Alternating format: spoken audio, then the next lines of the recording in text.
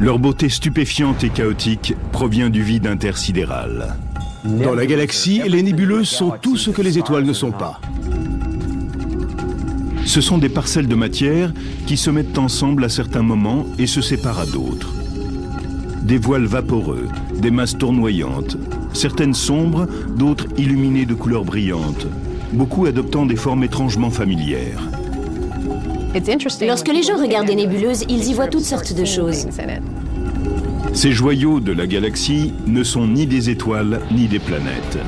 Nous allons voir comment les étoiles parcourent dans l'univers un cycle stupéfiant de naissance et de mort. Nous allons aller à l'intérieur des nébuleuses.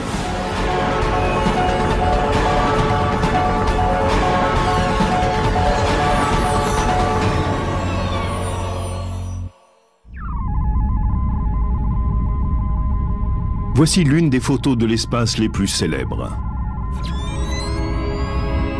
Prise par le télescope spatial Hubble, elle montre les piliers de la création. D'imposantes colonnes de gaz et de poussière, mesurant 7 années-lumière de long. Mais aussi longues qu'elles soient, ces colonnes ne sont qu'une infime partie de l'immense nurserie stellaire qu'est la nébuleuse de l'Aigle, à 6500 années-lumière de la Terre. Des nébuleuses de toutes sortes sont dispersées un peu partout parmi les étoiles. Elles font partie des éléments les plus spectaculaires de notre galaxie, comme de n'importe quelle autre. Les nébuleuses sont magnifiques. Elles sont toutes vraiment impressionnantes. Nommées selon le mot grec signifiant nuage, les nébuleuses ne sont au fond qu'un nuage de gaz et de poussière interstellaire, rarement visible à l'œil nu. Mais grâce aux télescopes terrestres et spatiaux, leur beauté peut enfin nous être révélée. Elles brillent, reflètent ou obscurcissent la lumière de la galaxie. Il est des régions de l'espace où sont nées des étoiles, où elles meurent, et où les explosions brisent la structure de l'espace-temps. Les nébuleuses ont des formes fantastiques, comme les nuages dans le ciel d'été. Elles évoquent souvent des images qui nous sont familières.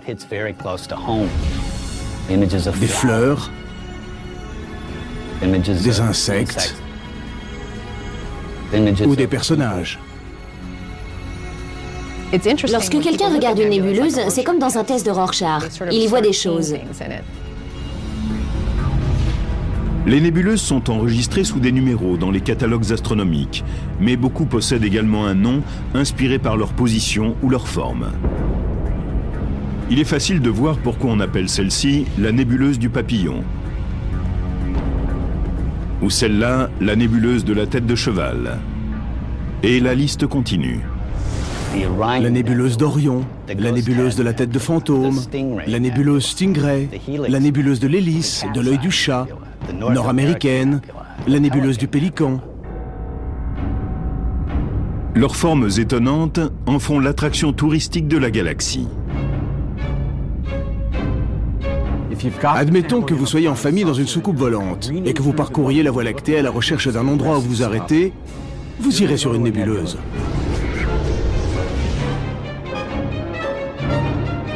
Comme les attractions touristiques sur Terre, les nébuleuses nous attirent. Ça fait une trotte.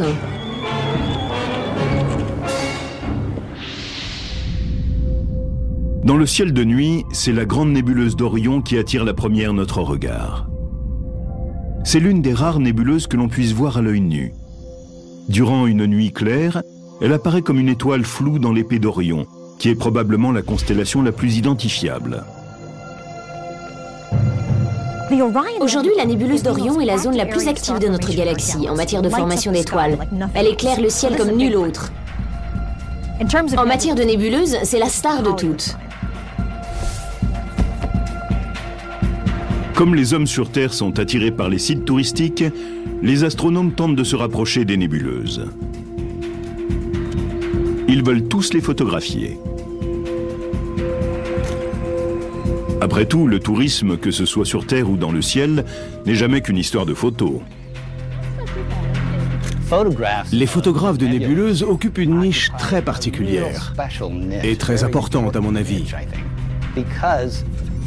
Ils se situent au sommet, au croisement de l'art et de la science.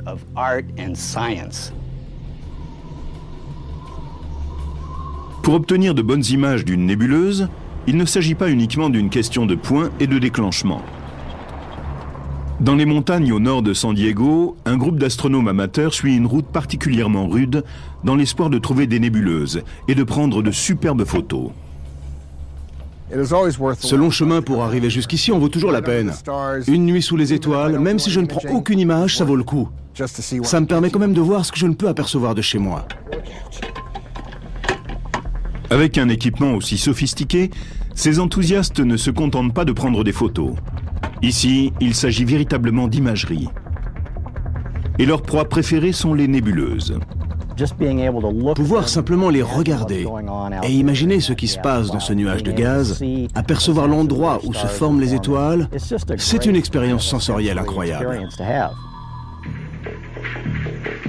Pour compléter leur télescope portable, ce groupe a construit un complexe d'observatoires permanent.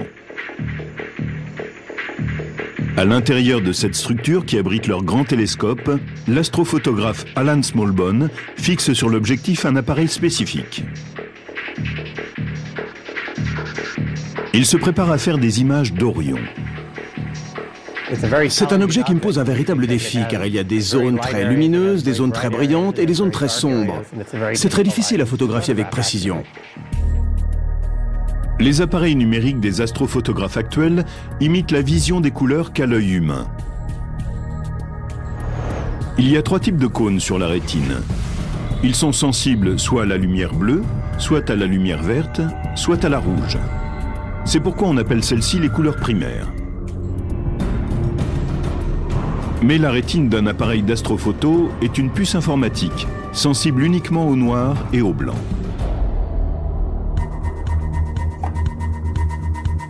Pour les photos couleurs, il utilise des filtres rouges, verts et bleus, et prend au moins une photo avec chacun d'entre eux. On appelle souvent cette technique pour produire des couleurs plus naturelles le RVB. En photographiant la nébuleuse d'Orion, Alan Smallbone observe des temps d'exposition de 5 minutes pour chacun des 3 filtres. Mais les nébuleuses sont si sombres que pour obtenir ses meilleures images, il a souvent besoin de douzaines d'expositions, ce qui conduit à une durée totale d'exposition de 14 heures. Personne n'a jamais dit que c'était facile. L'astrophoto peut être un exercice très fastidieux car elle demande beaucoup de temps. Elle exige d'être assis durant de longues heures à attendre avant de pouvoir déclencher l'appareil. On ne peut qu'attendre. Ensuite, Alan Smallbone superpose les images brutes sur son ordinateur. Les différentes combinaisons de points rouges, bleus et verts s'assemblent comme dans la télévision couleur pour créer toutes les nuances du spectre. Des heures après qu'il a ouvert l'obturateur, la nébuleuse d'Orion apparaît sur l'écran dans ses couleurs naturelles, qu'aucun œil humain ne pourrait voir autrement.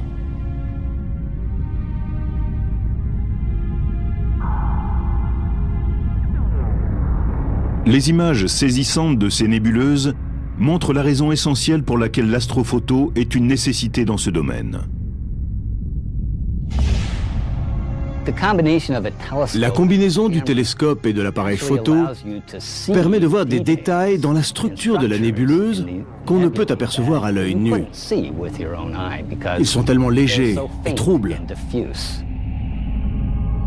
La grande nébuleuse d'Orion mérite toute notre attention. À 15 années-lumière de la Terre, c'est un nuage massif principalement constitué d'hydrogène. C'est l'exemple parfait d'une nébuleuse où se forment des étoiles. C'est le berceau de la plupart des grandes étoiles nées dans notre galaxie et l'exemple de ce processus de création le plus proche de nous. Ainsi, lorsque l'on regarde la grande nébuleuse d'Orion, on observe des étoiles en train de naître. Sur les milliers de jeunes étoiles de la nébuleuse d'Orion, 4 d'entre elles dominent. Ce sont les angles d'un amas appelé le trapèze, en raison de sa forme. Massives et brûlantes, elles sont responsables de cette apparition astronomique lumineuse. Le trapèze au centre de la grande nébuleuse d'Orion est ce qui lui donne son énergie. C'est ce qui en fait une nébuleuse. S'il n'y avait pas ces étoiles du trapèze, ce serait un nuage sombre. Les radiations des étoiles du trapèze sculptent le gaz environnant et le font briller à cause de la lumière qu'il émet.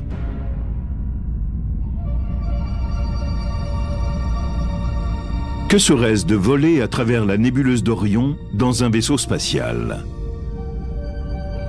Ça pourrait ressembler à cela. Une simulation informatique remarquablement précise, basée sur les données du télescope spatial Hubble et modélisée par Robert Odell, astronome à l'université Vanderbilt. En traversant le gigantesque nuage, on peut voir briller les 4 étoiles du trapèze. Leurs positions en 3D sont maintenant évidentes. Leur énergie intense a vidé le centre de la nébuleuse. Les étoiles du trapèze brillent tellement qu'elles nous empêcheraient de voir le reste de la nébuleuse si nos écrans n'étaient pas conçus pour nous en présenter tous les détails. Les boules sombres et dispersées sont appelées proplides ou disques protoplanétaires. Ce sont des couches de poussière entourant des étoiles nouvellement formées et transformées en gouttelettes par des vents d'énergie stellaire venus du trapèze.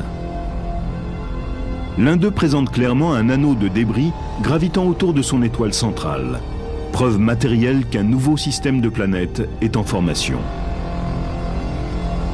Quand on sort de la nébuleuse d'Orion, on l'aperçoit sous l'angle selon lequel on la voit à partir de la Terre.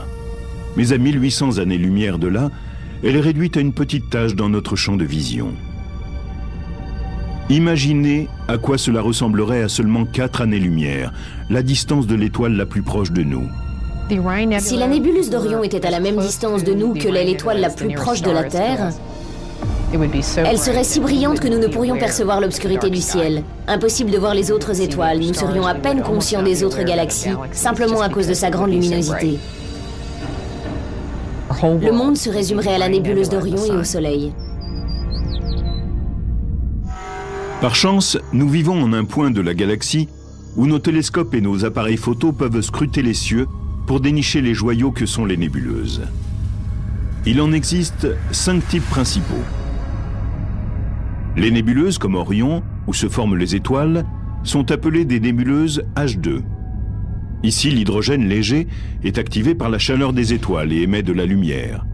Ensuite, il y a les nébuleuses par réflexion, où les étoiles lumineuses ont dispersé les gaz environnants, laissant la poussière refléter la lumière stellaire. Les nébuleuses planétaires naissent durant le lent processus de mort des étoiles ordinaires. Elles forment, à travers la galaxie, l'un des plus fascinants assemblages de formes et de couleurs. Les rémanents de supernovas sont constitués à partir de la matière éjectée lors de l'explosion d'une étoile massive en supernova. Et puis, il y a les nébuleuses obscures, des nuages de poussière et de gaz interstellaires. On les voit généralement comme les ombres chinoises des nébuleuses brillantes qui se trouvent derrière elles. Le moment venu, des étoiles naîtront en leur sein. Mais l'origine véritable des nuages d'étoiles de gaz et de poussière de la galaxie est un phénomène des plus curieux. L'énigme que posent les nébuleuses qui surgissent du mystérieux milieu interstellaire, c'est comment peuvent-elles se former à partir de quasiment rien du tout? L'espace et son immense vide recèlent plus que ce que nous voyons. Le milieu interstellaire neutre, ou ISM, remplit la distance entre le Soleil et tous ses voisins galactiques. Quand nous réfléchissons à cette obscurité entre les étoiles, nous pensons parfois qu'il n'y a rien d'autre que le vide spatial. Mais en fait, même ce que nous appelons le vide spatial est rempli de poussière et de gaz. C'est vrai que ceux-ci sont assez rares. Jusqu'à quel point? Probablement davantage encore que dans le plus grand vide que l'on puisse créer sur Terre. Les particules du milieu interstellaire sont constituées de 90% d'hydrogène et 10% d'hélium. On y trouve également des traces d'autres éléments et d'infimes poussières.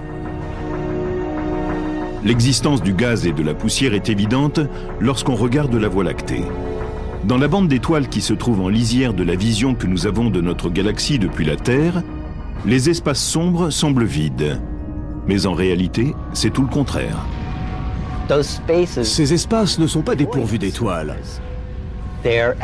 En fait, il y a de la poussière entre nous et les étoiles lointaines et cela bloque la lumière. Nous ne les voyons qu'en ombre chinoise. Les sombres couloirs de gaz et de poussière nous montre où le milieu interstellaire se rassemble pour former les nébuleuses dans leur stade premier. Nous voyons ces nébuleuses obscures comme des ombres sur l'arrière-plan étoilé. La nébuleuse du Serpent est à 650 années-lumière et elle est large d'environ 3 années-lumière. Il y a encore plus sombre, Barnard 68, qui porte le nom d'Edward Emerson Barnard, l'astronome qui l'a découverte. Les nébuleuses de ce type sont assez profondes pour cacher la lumière des étoiles, mais les gaz et les poussières qu'elles contiennent sont très légers, jusqu'à ce que l'œuvre de la gravitation ne s'accélère. La gravitation est une force d'attraction. Par conséquent, des amas de gaz, quelle que soit leur rareté, sont attirés par la force de gravitation pour obtenir un amas de matériaux nucléaires qui va se condenser sous forme d'étoiles. Quand la gravitation commence à comprimer les gaz, la température augmente jusqu'à atteindre celle des étoiles. Les nouvelles étoiles naissent, éclairant ce qui les entoure d'une lumière colorée. Les nébuleuses sombres qui restent se détachent par contraste. Comme pour les nébuleuses brillantes, leurs formes sont à l'origine de leur nom. La nébuleuse de la trompe d'éléphant, la nébuleuse du cône et la nébuleuse de la flamme, dans laquelle des zones sombres et lumineuses créent l'une des images les plus théâtrales que nous offre le ciel. Les couleurs éclatantes des zones où se forment les étoiles viennent des gaz nébulaires qui sont excités par des radiations invisibles d'ultraviolet en provenance de nouvelles étoiles voisines chaudes. La lumière ultraviolette de ces étoiles arrache sur leur passage les électrons de gaz. Ces électrons flottent durant des jours ou des semaines, puis ils trouvent finalement un proton nu ou un autre noyau chargé positivement, entrent en orbite avec lui et émettent alors de la lumière.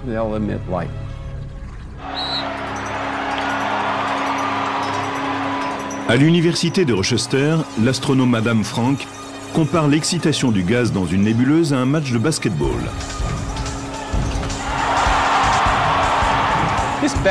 Le basketball est une très bonne comparaison, bien que terrestre, pour comprendre ce qui se passe dans une nébuleuse.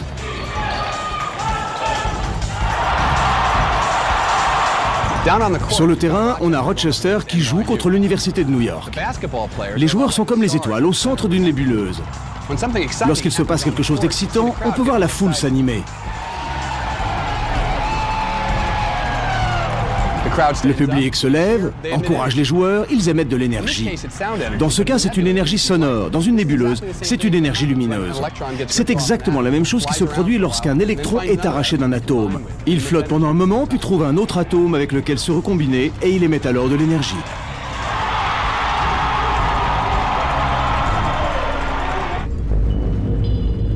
Quand de nouvelles étoiles naissent dans des nébuleuses, elles relâchent parfois des jets spectaculaires.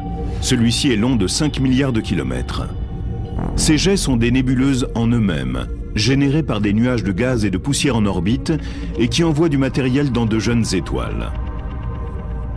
À cause de la rotation, cela forme d'abord un disque d'accrétion qui est un peu comme un frisbee tournant autour de la jeune étoile qui la nourrit et la construit. Maintenant, il y a toujours des champs magnétiques dans tout ce gaz. Et pendant que le disque tourne, le matériau se charge dans les lignes de champ. Il tourne et ensuite il est éjecté dans l'espace. Parfois, les lignes de champ sont courbées autour d'un jet lumineux et créent une colonne de jet vraiment solide. À côté des jets stellaires, les nébuleuses galactiques produisent une grande variété de bulles, d'ondes de choc, de piliers et même de montagnes. On les appelle les montagnes de la création. C'est une nébuleuse souvent comparée aux célèbres piliers de la création, mais en fait, elles sont 10 fois plus grandes. Elles mesurent 70 années-lumière de large. Mais cette image, prise en lumière visible, montre qu'elles sont subtiles en apparence. Mais voyons ce qui se passe quand nous regardons l'image prise par le télescope spatial Spitzer, qui les voit avec une lumière infrarouge.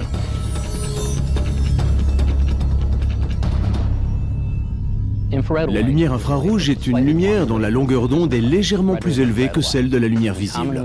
Elle est émise par des objets qui sont chauds mais pas très brûlants, comme nous par exemple.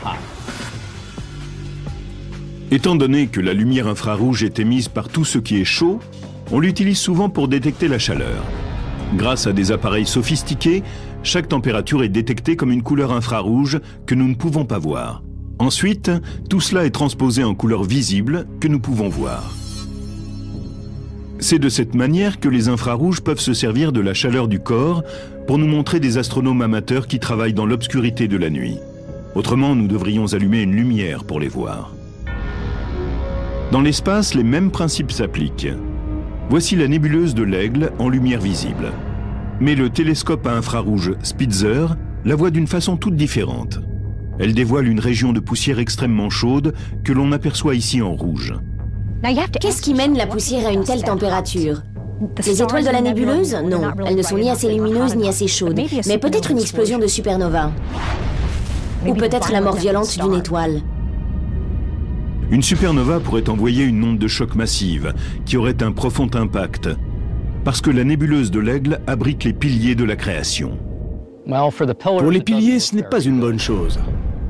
Parce que ce qui risque d'arriver, c'est que l'onde de choc de la supernova, qui est produite par l'étoile en train d'exploser, va tôt ou tard les heurter.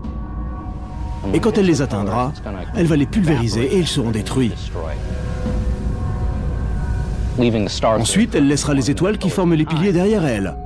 Mais tout ce gaz et cette poussière et ces formes magnifiques semblables à des piliers disparaîtront simplement. La lumière infrarouge qui dévoile le destin des célèbres piliers n'est qu'un des outils dont disposent les astronomes. Mais les nébuleuses peuvent être vues par quantité de moyens lumineux, qui soulèvent les voiles qui garderaient autrement leur secret dissimulé à jamais. Dans un univers rempli de lumière, les astronomes ont appris à regarder les étoiles, en analysant cette lumière par différents moyens. Comme les images infrarouges du télescope spatial Spitzer. L'infrarouge n'est qu'une zone du spectre électromagnétique qu'on utilise pour mesurer la longueur d'onde de toutes les sortes de radiations. À une extrémité, il y a les ondes radio qui sont les plus longues, et à l'autre, les rayons gamma qui sont les plus courts. Entre les deux, il y a les autres longueurs d'onde, parmi lesquelles la lumière visible, qui est une fraction tellement infime qu'il est difficile de l'imaginer. Quelle est la taille du spectre visible?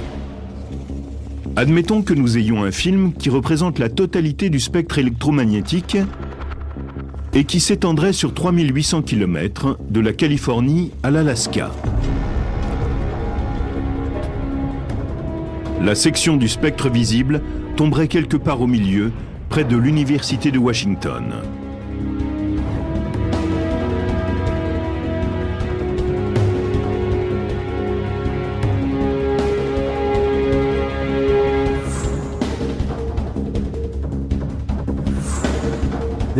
Ce photogramme représente la totalité du spectre visible.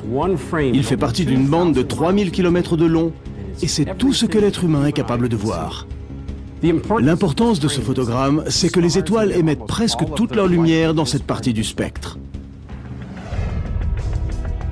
Et même si la lumière est visible, elle contient malgré tout des outils cachés qui nous aident à explorer les nébuleuses, par des moyens dont nos yeux ne disposent pas. Le secret en est dans le spectre même.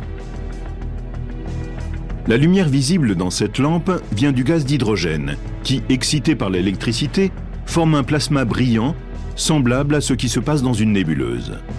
En regardant la lampe à travers une grille de diffraction, nous pouvons disperser la lumière en 3 lignes proches du spectre, une empreinte virtuelle unique de lumière pour l'hydrogène seul. Dans le spectre, on voit 3 images. L'une est rouge, l'autre est bleu clair et la troisième bleu foncé.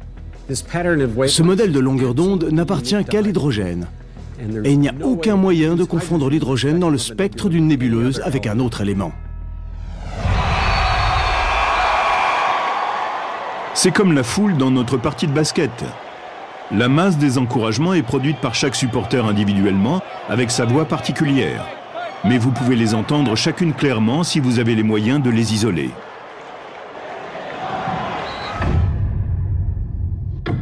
Isoler les lignes spectrales particulières de chaque élément à l'intérieur d'une nébuleuse a permis aux astronomes de créer des images qui font vraiment d'elles les attractions touristiques de notre galaxie. En utilisant ce qu'on appelle les filtres à bande étroite, qui correspondent aux lignes isolées, les astronomes nous ont montré une autre façon de voir les choses que nous ne pouvons voir par nous-mêmes. Quand le télescope Hubble a photographié les piliers de la création, il a utilisé un filtre pour isoler la ligne rouge la plus lumineuse de l'hydrogène, un autre pour isoler la ligne encore plus rouge du soufre, et un troisième pour capturer la ligne bleu-vert de l'oxygène. Le spécialiste de l'image Zoltan Löwe assemble tout cela pour composer une image qui révèle davantage que la somme des éléments. En prenant des images d'une nébuleuse à travers un filtre qui isole la lumière d'un élément particulier, nous voyons comment cet élément est distribué à travers la nébuleuse. Mais plus largement, nous voyons comment les conditions physiques varient dans cette nébuleuse. Si les véritables couleurs de l'hydrogène, de l'oxygène et du soufre étaient combinées, les images des piliers ressembleraient à quelque chose comme cela. Mais l'équipe Hubble transpose chaque élément en une des couleurs primaires de la lumière. Le bleu-vert de l'oxygène est assimilé au bleu, le rouge de l'hydrogène au vert. Et le soufre, semblable à l'hydrogène sur le plan de la couleur, est assimilé au rouge. Parfois appelée fausse couleur, l'image est une meilleure vision de la réalité matérielle. Je parlerai de couleurs représentatives. De la façon dont nous avons construit cette image, les couleurs peuvent ne pas apparaître semblables aux couleurs que nous verrions si nous regardions cela simplement avec nos yeux ou à travers un télescope. Mais elles représentent les processus physiques qui sont à l'œuvre. Les filtres hydrogène-oxygène-soufre combinés de cette façon sont connus sous le nom de palette Hubble et sont largement utilisés pour photographier toutes sortes de nébuleuses. Cela nous montre non seulement le chaos de couleurs des nébuleuses, mais aussi les images étonnantes des lieux où meurent les étoiles.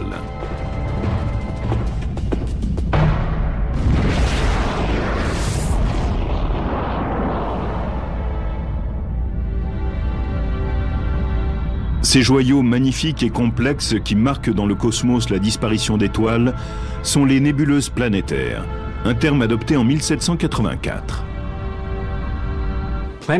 Les nébuleuses planétaires sont des objets qui n'ont rien à voir avec les planètes. Elles tiennent leur nom de William Herschel, qui, observant pour la première fois une nébuleuse planétaire à travers un télescope, a vu qu'elle était ronde, de couleur verte, et elle lui a rappelé la planète Uranus. Le bleu-vert de l'oxygène et les rouges de l'hydrogène dominent les photos en couleur des nébuleuses planétaires. La nébuleuse de l'Anneau en est un parfait exemple. Elle est à 2300 années-lumière de la Terre et mesure 1,3 années-lumière de diamètre. Elle est considérée comme le prototype des nébuleuses planétaires. Mais la forme de la nébuleuse de l'Anneau est simple comparée aux autres nébuleuses planétaires. Il est étonnant de réaliser que des phénomènes comme celui-ci accompagnent quasiment la mort de chaque étoile dans le cosmos, y compris celle du Soleil, dans environ 5 milliards d'années. Le destin du Soleil est de gonfler à la toute fin. Il remplira la moitié du ciel. Quand il se couchera à l'ouest, une autre partie se lèvera à l'est, et tout le ciel sera rempli de cet objet rouge lumineux qui nous cuira comme une porcelaine. À ce moment-là, l'intérieur de l'étoile deviendra terriblement instable. Il se secouera, il se fendra, et la surface disloquée pourrait être projetée dans l'espace. C'est comme si une étoile éternuait. L'enveloppe extérieure de gaz entrera en expansion, tandis que le Soleil rétrécira, et de géante rouge, il deviendra une naine blanche brûlante.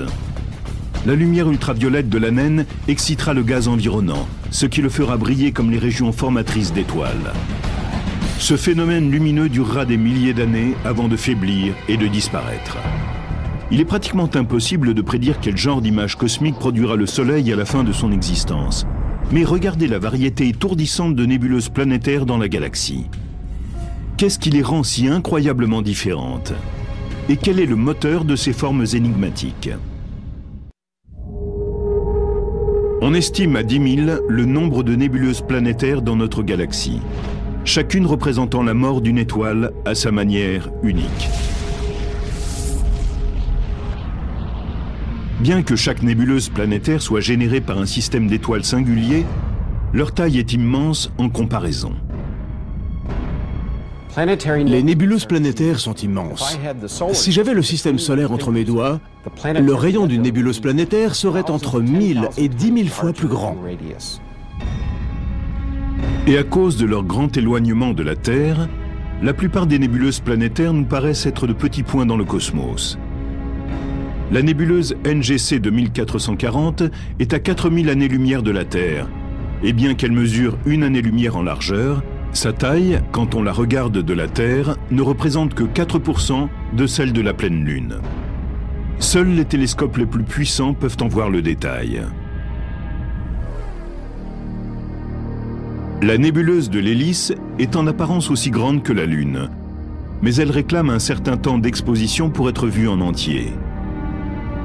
Sa forme étonnante a donné l'idée à certains de l'appeler l'œil de Dieu.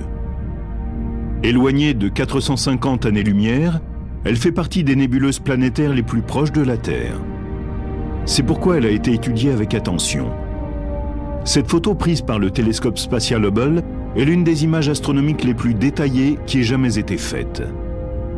Entre autres surprises, elle révèle des nœuds étranges qui ressemblent à des bâtons à l'intérieur de la nébuleuse. On les appelle les nœuds cométaires, sans doute parce qu'on pensait qu'ils venaient à l'origine de comètes, de vieilles comètes autour de l'étoile, alors qu'en fait c'est une interaction vraiment naturelle entre la lumière stellaire et le gaz. Cette lumière stellaire sort et cela produit comme un choc avec le gaz. C'est un peu comme si on jetait de l'eau froide sur un feu brûlant. Cela provoque la sortie du gaz sous forme de boucles et de fragments. Les couleurs brillantes qu'on voit sur les photos des nébuleuses planétaires sont décevantes. Si un vaisseau spatial était proche de l'étoile centrale de la nébuleuse de l'Hélice, le gaz lumineux serait pratiquement invisible, parce qu'il est trop mince. Ce n'est qu'en filant vers les limites extérieures de la nébuleuse planétaire que la vision commencerait à changer. Il faudrait parcourir des milliers de kilomètres dans le système solaire avant de commencer à voir la lueur des gaz de la nébuleuse planétaire même. Ceci ressemblerait beaucoup à l'aurore comme nous la voyons sur Terre. Les couleurs seraient magnifiques. Et ensuite, peu après cela, nous finirions par traverser la nébuleuse et nous plongerions dans les profondeurs de l'espace. En regardant derrière la nébuleuse, les couleurs sont plus apparentes. Le gaz, autrement, est trop mince pour être vu, si nous ne regardons pas à travers son enveloppe entière, mince de milliards de kilomètres. Mais même là, nous avons besoin d'aide. Nos yeux voient le rouge de l'hydrogène, mais quand apparaissent plus de couleurs, la structure devient plus claire et notre vaisseau spatial adapte à notre vision la palette Hubble. Notre vision de la nébuleuse est limitée par notre position. Tout comme nous le faisons de la Terre, nous ne la voyons que d'une seule direction. Elle ressemble à un anneau étiré. Mais notre vaisseau spatial file autour de la nébuleuse et nous réalisons que sous un autre angle, elle paraît très différente. Ce n'est pas un anneau de gaz, ni même une sphère, mais deux disques distincts qui se recoupent. Peut-être à cause d'une étoile centrale qui décharge du gaz dans deux phases séparées à différents moments vers la fin de son cycle de vie. Les questions entourant les formes de la nébuleuse planétaire sont parmi celles qui engendrent la plus grande perplexité chez les astronomes. Jetons un œil sur certaines des structures d'une nébuleuse planétaire. Elles vont d'une forme ronde, comme la nébuleuse tranche de citron, à une forme elliptique, comme la nébuleuse du spirographe. Et il y en a beaucoup d'autres, comme la nébuleuse de la fourmi et la nébuleuse du double calmar. Étant donné qu'une étoile commence comme une sphère, on pourrait s'attendre à ce que, dans son dernier souffle, elle produise une nébuleuse planétaire sphérique. Mais en fait, seulement 10% des nébuleuses planétaires ont cette structure. Les vents stellaires venus des différentes couches de gaz jetées par l'étoile à différents moments et à différentes vitesses à sa mort sont les sculpteurs de certaines formes plus exotiques. Il y a une interaction entre les vents. Ils entrent en collision les uns avec les autres. Ce processus sculpte la nébuleuse et permet de lui donner cette forme intéressante. Les nébuleuses planétaires les plus intrigantes sont celles qui ont des structures bipolaires. Des forces mystérieuses à l'intérieur de ces étranges objets provoquent la production de jets par les gaz lumineux qui rappellent les jets stellaires des étoiles en train de naître. Comment deux phénomènes aussi similaires peuvent-ils se produire au début et à la fin de la vie d'une étoile ? Les jets sont des phénomènes doués d'ubiquité. Ce qu'ils ont tous en commun, c'est la présence d'un disque d'accrétion qui est constitué de gaz en rotation et de champs magnétiques à l'intérieur de ces gaz. Et tandis que le matériau traverse le disque d'accrétion et se charge de lignes de champ, il est de nouveau éjecté dans l'espace. Mais une étoile en train de mourir n'a pas à l'intérieur d'elle un disque de matériaux finissant. À moins de faire partie d'un système binaire qui est formé de deux étoiles qui tournent l'une autour de l'autre. Les systèmes binaires sont très répandus dans l'univers. Quand les deux étoiles tournent l'une autour de l'autre, l'une d'elles transfère une partie de sa masse vers l'autre. Le matériau file d'une étoile à l'autre et on voit se former un disque d'accrétion. Des champs magnétiques apparaissent dans ce disque d'accrétion et le matériau est éjecté comme dans d'autres cas. Les nébuleuses planétaires représentent le processus normal de mort d'une étoile dans l'espace. Mais il y a des étoiles géantes dans l'univers qui sont bien loin d'être normales. Elles finissent leur vie par des explosions massives. Et souvent, les nébuleuses laissent derrière elles les seuls indices qui témoignent de leur fin violente. En 1054, une étoile massive a explosé à 6300 années-lumière du système solaire. Depuis la Terre, elle est apparue comme une nouvelle étoile, la plus brillante qui soit dans le ciel. 10 fois plus brillante que Vénus. Elle est restée visible dans la lumière diurne pendant 29 jours. On sait que les astronomes chinois l'ont également vue, ainsi que peut-être les Anasazi du Nouveau-Mexique, comme semble le montrer un de leurs pétroglyphes. Elle a pâli presque aussi vite qu'elle était apparue, et aujourd'hui, nous ne pouvons la voir qu'à l'aide de télescopes. Mais ce qui reste d'elle est spectaculaire. 1 millier d'années plus tard, nous l'appelons la nébuleuse du Crabe. C'est une des nébuleuses qu'on appelle rémanents de supernova. Les rémanents de supernova sont pour l'essentiel des débris de nuages en expansion issus de l'explosion d'une étoile vraiment massive. C'est l'explosion qui signe à la fin de sa vie la mort de l'étoile. Les rémanents de supernova ressemblent aux nébuleuses planétaires, dans la mesure où ils sont tous les deux nés de la mort d'une étoile. Tandis qu'une étoile évolue pour devenir une nébuleuse planétaire, elle éjecte très lentement une masse dense de sa surface. Ce n'est pas une explosion, c'est simplement une éjection. Une supernova est beaucoup plus simple, c'est juste une explosion. Tout arrive en quelques secondes. Et la nébuleuse que nous voyons est un shrapnel qui reste encore. Le spectacle lumineux vient de l'onde de choc de l'explosion, qui écrase le matériel alentour et le fait briller. Ce principe a été illustré de façon spectaculaire lorsqu'en 2004, le télescope Hubble a capté cette onde de choc en train de frapper un anneau de gaz dans le rémanent d'une supernova qui avait explosé à 160 000 années-lumière en 1987. Plus proche de nous, la nébuleuse du Crabe reste la plus célèbre de tous les rémanents de supernova. Cela fait 300 ans qu'elle est étudiée grâce au télescope. Elle renferme un secret enfoui à l'intérieur et que nous n'avons toujours pas découvert depuis 1968. Au centre, il y a un pulsar qui tourne sur lui-même 30 fois par seconde. Un pulsar est une étoile à neutrons tournoyante, tellement dense qu'une cuillère à thé en pèserait 1 milliard de tonnes. Celui qui est à l'intérieur de la nébuleuse du Crabe est large de 27 km et pèse plus lourd que notre Soleil. Il tournoie vite, mais en perdant son énergie, il ralentit graduellement. L'énergie de sa rotation se transforme en gaz. Et en fait, la plus grande partie de la radiation dans cette nébuleuse est amplifiée par le ralentissement du pulsar. On voit cette radiation comme l'étrange lueur bleue au centre de la nébuleuse du Crabe. Elle est générée par des électrons qui se déplacent quasiment à la vitesse de la lumière à travers les champs magnétiques du pulsar. Mais il y a plus que cette lueur bleue. Des photos spatiales récentes révèlent que des champs magnétiques secouent le centre de la nébuleuse. On voit de petites ondulations émaner du pulsar. Ce n'est pas une fausse idée de penser qu'un champ magnétique est un ruban étiré. Et quand on le pince, on cause une perturbation qui fait son chemin ensuite. Voilà ce qui se passe d'une façon ou d'une autre. Les détails sont au-dessus de nous, mais on peut voir le phénomène et il est assez clair. La mort de l'étoile qui a formé la nébuleuse du Crabe fait partie du cycle de vie de la galaxie.